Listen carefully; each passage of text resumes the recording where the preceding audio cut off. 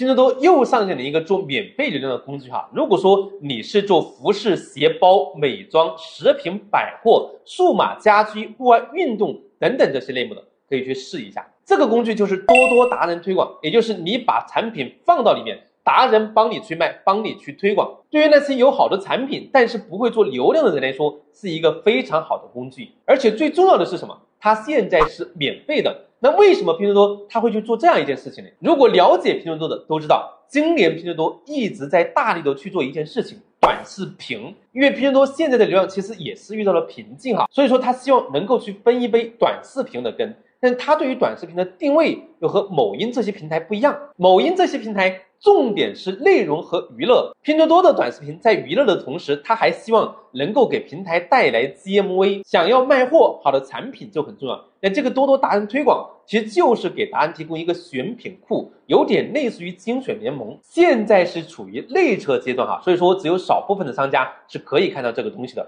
如果说有这个功能的，可以去试一下，反正现在是免费的。